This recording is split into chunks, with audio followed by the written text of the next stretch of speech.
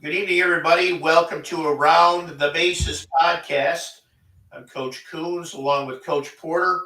We have a special guest tonight to going to be talking about pitching. We're going around the bases. We've talked about character, desire, hitting.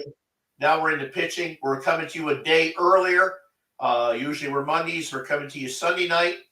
Um, and actually, the weather in Alabama here has been a little warmer today, Coach. I don't know how you've been up where you are, but and it's talking about 60s this next week. Ooh. So hopefully it warms up. But why don't you tell everybody who we got on with us today, and we'll get it started.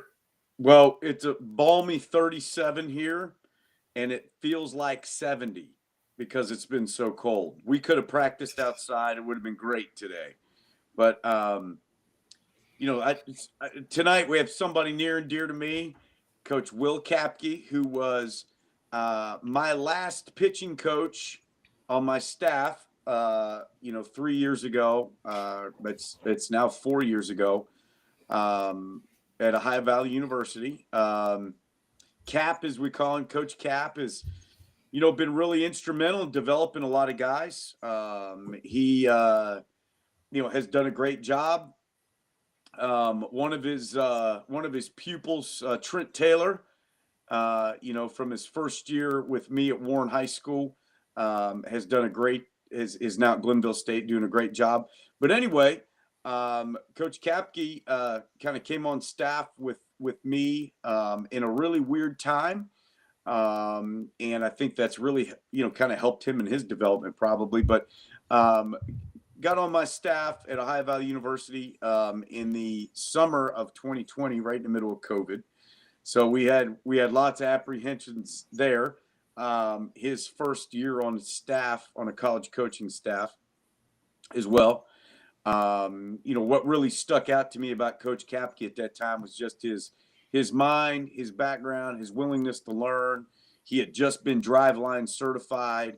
That was really important to us in developing guys. He does an outstanding job in player development. He's a math guy. I'm not a math guy. So the analytical end and just little different things was good. He's not scared to try out new things. Connects with players, did a great job of evaluating guys, getting on the road, talking to guys, and kind of had to jump right into the fire. We were in a difficult situation at Ohio Valley University, going into what we didn't know at the time, but maybe deep down we could sense it a little bit. The last season of the program, the last year of the school. Once Ohio Valley University closed, Coach Kapke came with me to Warren High School. My current position was my pitching coach the first spring I was there, and did an outstanding job. Like I said, I'll mention a guy like Trent Taylor is now at Glenville State College. He was really instrumental in his development. A guy like Carson Gandy on our pitching staff. Jacob Seeley, and those guys were kind of young guys. Trent was a little older, but what's really neat is Coach Kapke came into our program that year after Ohio Valley University closed and worked with those guys. And Jacob is still on the team. He's a senior, but he was a freshman. But and Carson and Trent are gone, and those guys put up video game numbers literally as seniors.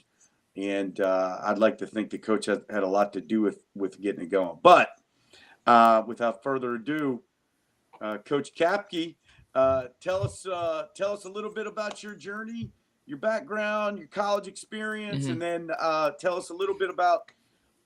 There's a really cool thing that I always thought, even when I was interviewing him, how he kind of trained as a high school player.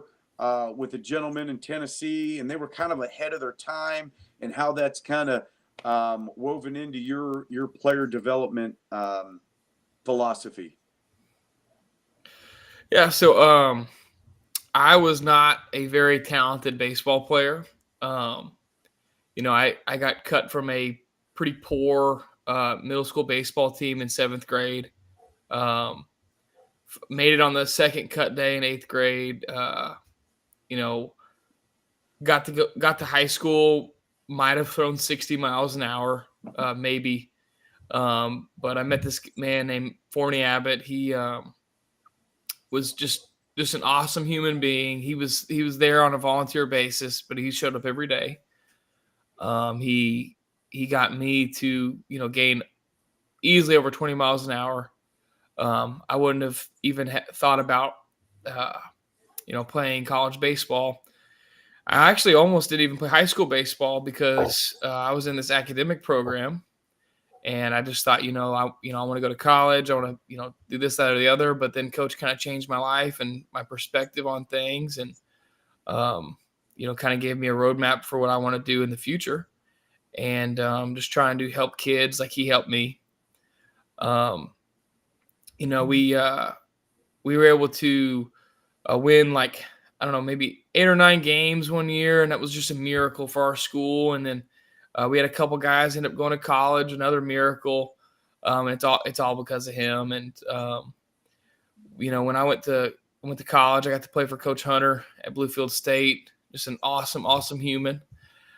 He put me in contact with Coach Porter and Coach Crawford, and through that connection and other things that Coach was talking about, we were able to get started at OVU, and just really thankful for that. And it really set me up to kind of figure out what I wanted to do in life. And it's those experiences really shaped me into the person I am today. And I try to be a good human and good example. And we all have our faults, but at the end of the day, if we're helping kids, that's all it's about. So, I don't know. Should we talk about Coach a little bit? Yeah.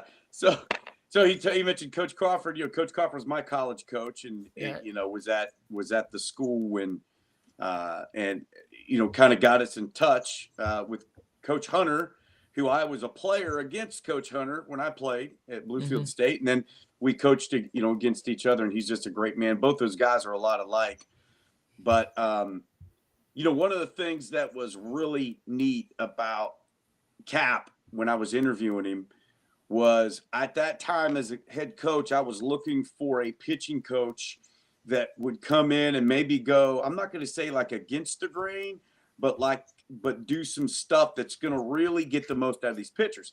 And he would talk about Forney, his coach, and some of the training things that you guys did growing up that helped you gain that velocity. And my mind's just going and going and going. Talk about that stuff a little bit. You would be like, yeah, we would throw balls that were soaking wet. We would throw these type of balls. He would have us go and do this. And then you add your development with what you learned maybe through Driveline. And then the mixture you got, man, going into year 2, we really thought velos were going to go up and stuff like that. It's really unfortunate the school closed because we had we put together a good team. So talk about those methods that Forney, and talk about some of the guys that Forney worked with that made it to like Vandy and stuff like that. And this guy's like backyard. Talk about that a little bit. So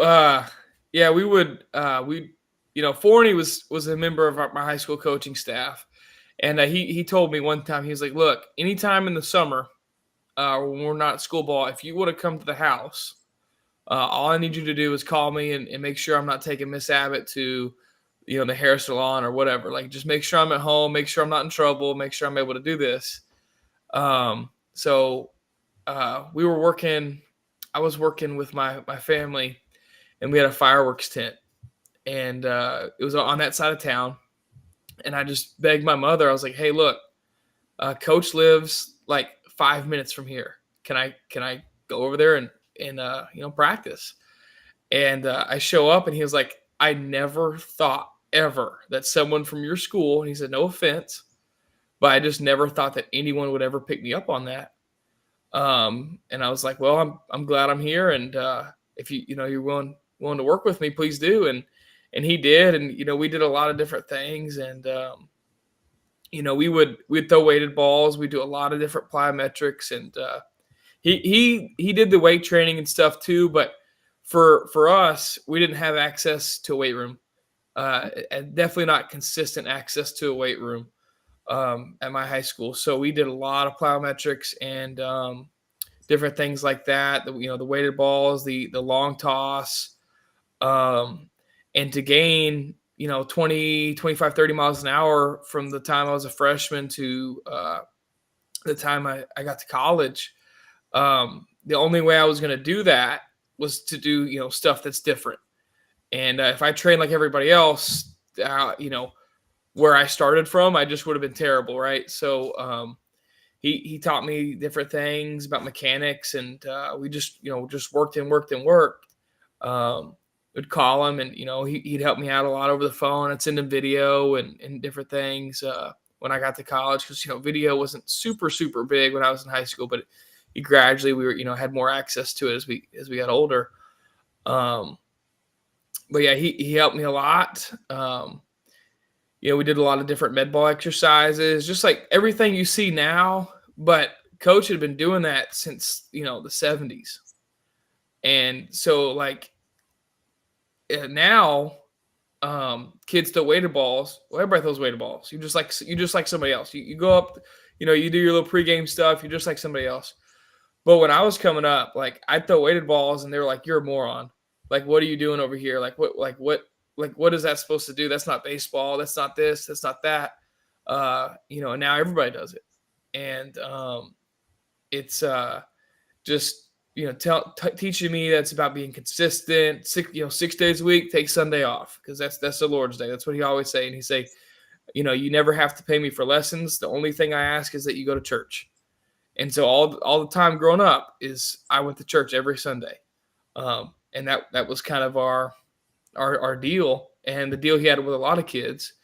And he ended up training guys that were, through 95 plus. He had one guy that was 17 years old and hit, 101 miles an hour in high school, and, multiple state players of the year, SEC, ACC kind of guys. And the thing I loved about Forney is he's not like these, you see a lot of social media coaches, but he wasn't braggadocious at all. He was just like, it's about the players. It's not about me. I was probably by far the worst player he ever trained, but he didn't treat me any different than anybody else. And, he gave me opportunities that I would have never had. And he'd take kids, 80 miles an hour and bring them up to the mid 90s. And, just guys that were obviously a lot more talented than me. And he butted heads with some people, as we all do. And, I think people might've been a little intimidated by him, and especially with how different he was than they were. And, he trained kids from multiple different high schools, and, didn't always have the best relationship with the high school head coach, just because, for obvious different reasons. Right. But that didn't stop him from if you want to be here, I'll train you. Everything else, that's between you and somebody else. I'm just here. I'm going to help you if you want help. I'm not going out seeking money. I'm just going to let you come over, and you go to church on Sunday. We're good. And, it's funny that area has grown so much. I couldn't even imagine hitting the wiffle balls and stuff in the front yard anymore, because there's subdivisions built all around him now. And because it used to be out in the country and stuff, we'd go stand out on the road and catch these wiffle balls, but you couldn't do that now. But just kind of funny. But yeah, he was way ahead of his time. I talked to him with some people. We had a coaches convention this weekend, and I actually got to talk about Forney, and they asked me questions and stuff, and they were like, wow, looking back on that, he was really just ahead of his time with everything that goes on now. And it's we kind of, most of us do some of that stuff now. We just thought it was crazy then. And, I did end up having some arm injuries, which is, the stereotype or whatever, but I knew the risks of what I was doing. And the way I was doing it, I knew wasn't the best, but I felt like it was the only way for me to get where I wanted to go. And I was just willing to take the risk to and I let my recovery and my off days, I probably didn't do the things I needed to do on those days, and try to push the envelope too much. And as a coach now, that's kind of the guidance I try to give, is that like you can work as hard as possible, but like you have to be able to pick your spots. And as a 17, 18, 20-year-old, I didn't really know how to pick my spots. But through unfortunate trial and error, I've kind of learned, and I hope that I've been helping others with that. Well, you've been now. You're a pitching coach for Coach Porter. You're a pitching coach now at Greenbrier. Head coach. Our head coach. Yeah, And still work with your pitchers at Greenbrier and things like that. So, our audience is baseball, softball out there. So if you were looking back where you were now, what advice do you give your pitchers, or B, give pitchers out there to prepare them for college baseball? Because you've been at both levels. So the biggest thing I think they need to do is have just incredible two-way communication with whoever they're playing for. Travels, summer coach, high school coach, whatever it is. Be able to have honest conversations, because at high school we have a lot of two-way guys, right? And sometimes your shortstop's your ace, and sometimes his arm hurts, but he wants to play shortstop, so he's not going to say anything, right? But then again, like, he needs to know like what he might be doing, might end his baseball career. And I think that's the biggest thing kids can do, is to have, when they're in that position, to have good communication. The other thing, as far as training goes, is just being super consistent. I, as a player, I'd go through a few months where I was just like on it and just doing everything I needed to do every single time. And then I'd go like a couple weeks and I wouldn't. And then it, kind of flip flop, and just learning how to manage your time and understand the work that goes in to make it to the next level, and understanding the work that goes into staying there. And bettering yourself once you get there. And coach used to say, like, the amount of throws you make doubles. Every time you move up a level, it doubles. And it kind of makes sense, because like high school players that, they play 30 games or whatever, you get to college, you play like 50 something. And then, if you get a shot at the professional level, it's in the hundreds. So he's just trying to be like, look, like every single time you make a jump, you got to work twice as hard to make the next one.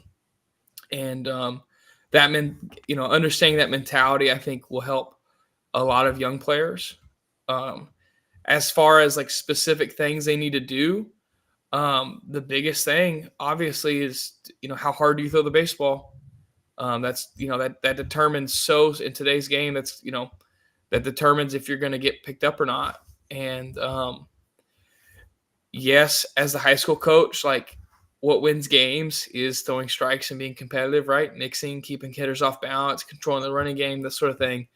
But then, like, there's time for that, right? And that's to me, that kind of stuff is like your February to May. But when you're not February to May, or whenever your season is like, you have to understand, like, if your goal is to move up, like, there's one surefire way to move up, and that's to throw the ball harder than anybody else. And kind of balancing like the gamesmanship with the what people would call the development, right? But then the kids got to know, like, development is not just lessons and throwing hard. Development, is also about playing the game. So there's definitely a fine line in a balance that people have to understand. And some people will never understand it. Some people will understand it when they get done playing. And but the best ones understand it while they're playing, right? So, and following up too, Coach, what you said, the plyometrics. I had a coach very similar to the one you had. I'll never forget. Doc Lamano was his name. And back when I was in school, obviously we were still writing with stone tablets and things like that. That's how long ago that was, or feels like anyway. But we did a lot with plyometrics. And it's amazing the results from the plyometrics, because it's not only teaching you strength, but it's teaching you muscle memory with things. And I think that's huge. I remember back when I played, I had a coach tell me that, you have to have an off day to rest your body. But if you have 3 off days in a row, it sets you back a week. Right. Yeah. And so you're losing 4 days, for not even going through it. Now you got to get caught back up. So if you do the same thing in 2 weeks, you just lost 8 days, or lost 2 weeks. Right. So it's you're saying rest the day, which is extremely important because your body needs to rest. But don't over rest. Or if you got something planned, work up to that point. But the plyometrics, like you said, were phenomenal, especially back then because we didn't have a lot with weights. Right. We had, but you could always find the box to jump up on, or you could find the heavy ball to throw, or the whatever. But weight rooms were few and far between. Now they're multi-million-dollar weight facilities. Right. So, well, talk a little bit about, speaking of the weight room. You've ran lifting programs in college and in high school.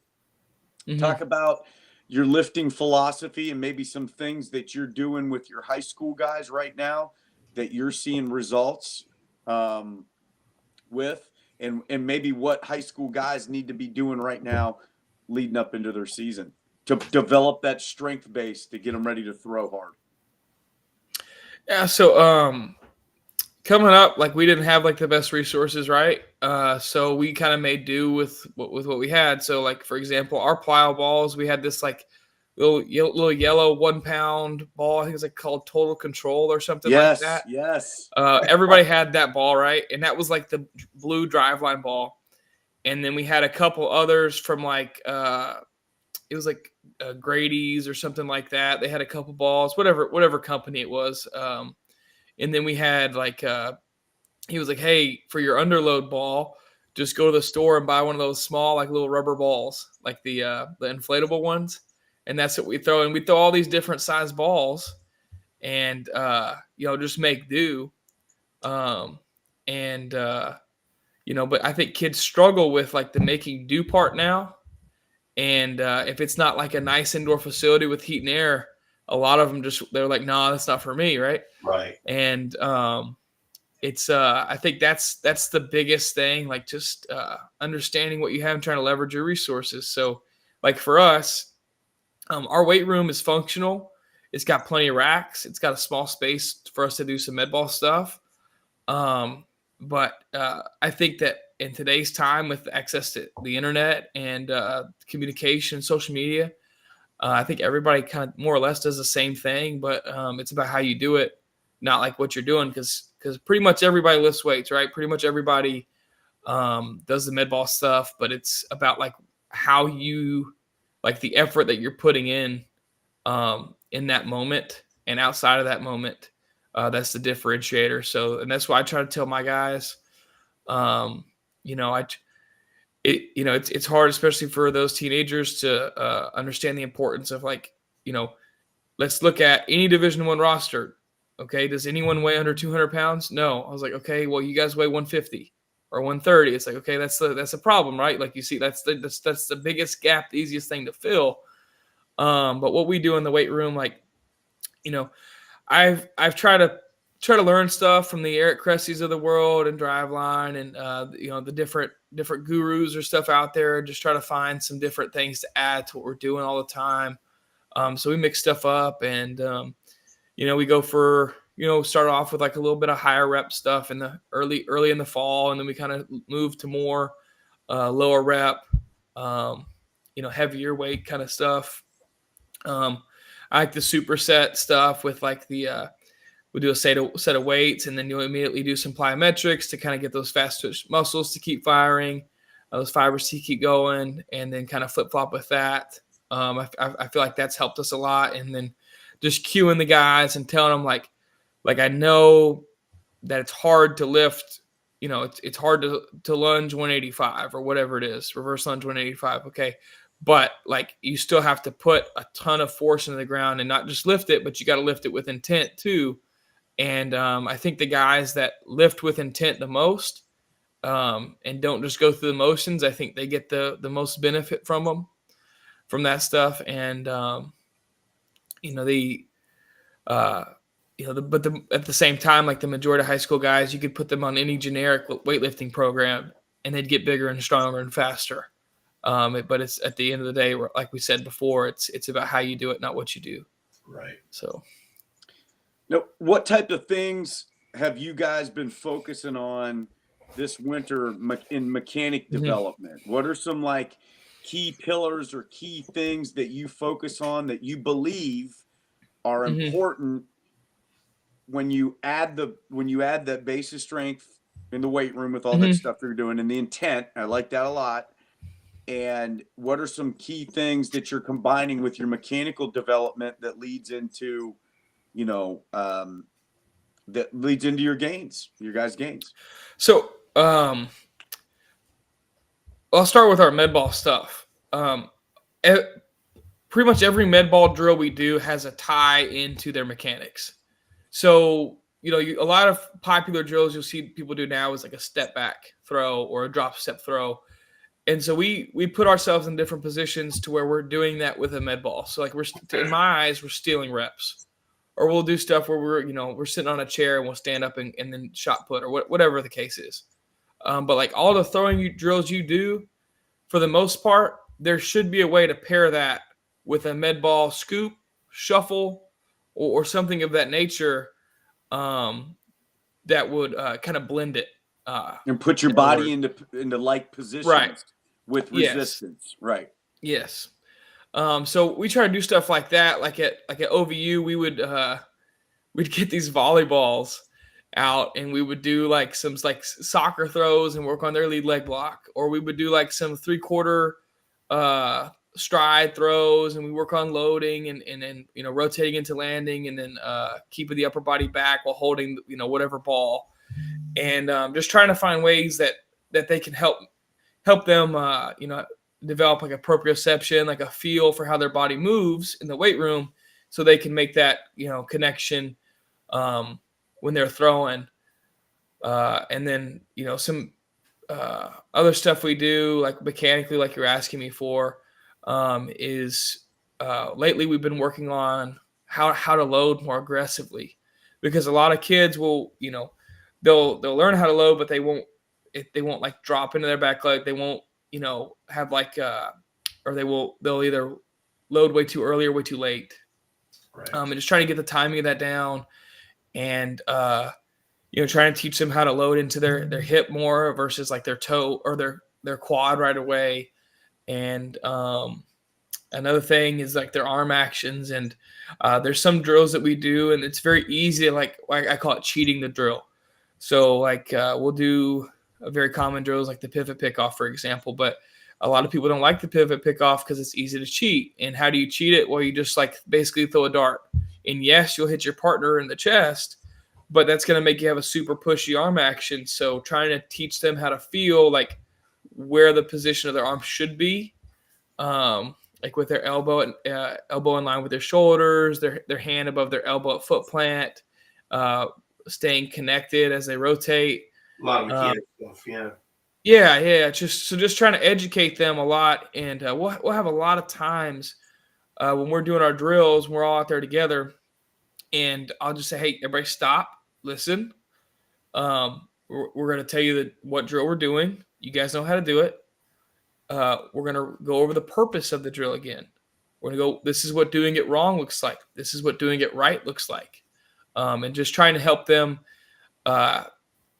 understand, because when they understand, they buy in better, and that it's everything runs a lot smoother. So yes, it takes a little bit more time sometimes, but it's necessary to like review just like you would for a test or quiz in the classroom.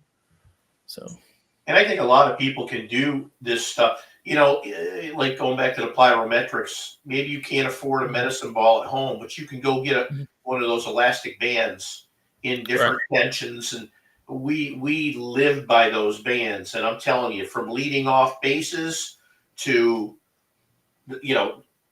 arm throws to everything, those bands are as good has any weight set if you don't have one at home to work with. They make a huge Right. difference. Oh yeah, It's absolutely. good stuff. So what, from a development standpoint, having coached in college, having coached in high school, as we kind of close here, what's one piece of advice you would give an aspiring college pitcher that you think, could make a difference? I just, no one's coming to save you. Like you gotta, like there's some stuff you gotta figure out on your own, and like just having that like complete ownership of your career and your development, I think is the number one thing kids can do. But other than that, I would just say, hey, to try to find someone or something that you can be consistent with as far as like a throwing program and a lifting program, something that you like. Like, for example, we were taught the plyometrics and stuff, but like I hated plyos. I hated them. And then like when I got to college and stuff, I started to lift more. And I was like, hey, I like lifting. I like being able to track my progress. It's so easy to track your progress lifting because it's like, hey, did I put 5 more pounds on the bar today or not? But the plyos, it's like, okay, I do plyos for 20 seconds. Well, the next week I'm doing it for 20 seconds again. Well, that's not really, you don't really see that instant gratification, which a lot of kids, they need that in something more instant, more immediate. Right. So I just, trying to help them find or understand that there's more than one way to do it. Combining that with no one's going to come to save you, and you got to make the most of the situation you're in. And, sometimes it's not the most ideal, and sometimes you're going to butt heads with people, but just trying to maximize, the opportunities you have in this game is, if you want to get better, you just kind of have to figure it out. So, yeah, bottom line is you want to get something out of it, you need to put as much effort into it. Right. Absolutely. Absolutely. Yeah. And it sounds like coach speak, but it's so true. It's so true. It's so true. So true. Yeah. Absolutely. So true. Well, Coach, thank you for being on tonight and talking about a little bit about your program and your background in pitching. And, I think it gives some insight, like you say, plyometrics, weight training, what you do with your programs, things like that. If anybody has any questions for Coach Kapke, feel free to email us at Head and Account Recruiting, and we'll take and forward that email on to him so you can get some more information if you'd like. And then we'll hopefully have another guest next week to talk about another phase going around the bases. But I think this was really good pitching wise. I recap, and I think plyometrics, weight training, giving your body rest, know when to push yourself and when to take the time off. I think those are the keys that you got to learn, because your body will break even though you're pushing it, as much as it will break because you didn't prepare it. Right. So there's a very fine line here. Coach Porter, anything else? Intent. I really like the intent. I like all the other stuff, but the intent of your reps, right? And, just making sure that you're lifting heavy or whatever the drill is, a medicine ball drill, mechanic drill, throwing, whatever, making sure the intent, because all the reps with the proper intent, you stack them, and that's how you get better. You take reps off, that's how you kind of go backwards. So it's almost like, train fast, you're going to be fast, right? Train slow, you're going to be, one of those deals. So, no, I think this is great. And, there's a million kids out there looking for places to play. And we're able to give you information through other people. We're able to help you find other schools. We can help you out in a lot of different ways. So you need help with recruiting, reach out. Go on our website, fill out the questionnaire. We'll evaluate you. You send us a film. We'll tell you what we think. No questions asked. If you'd like to work with us, you can work with us. If you don't, we wish you good luck, and we move on. That's been very successful for us to this point. Like I say, Coach Porter and myself, we're not sales people. We're coaches. And that's why we have the relationships Coach has with Will here and some other coaches we have on. And hopefully it's informative for you. And we're going to keep pushing forward. So we'll see you again next week. But Will, thank you very much for being on. Yeah, great job. Taking time out of your weekend. And when does your season start? When does your season start now? We got first official practice in 2 weeks, and scrimmage the week after that. I think opening day is March 3rd. So, we're getting after it pretty quick. So, and it's also so nice weather to start that early up there. I know down here in Alabama, it'll be 60, 65 by then, but and Coach Kapke, you might be okay there in Tennessee, but I know one of the three coaches here is going to have to wear some mittens and everything else that first week. Yeah. complete utter misery some days, but you got to bundle up and go. You got to bundle up and that's after you shovel off the field. That's after you shovel off the field, which we're going to have to if it doesn't get warmer. That's right. That's right. But thank you for tuning in. We'll see you next week. Probably back to Monday night again. And follow us.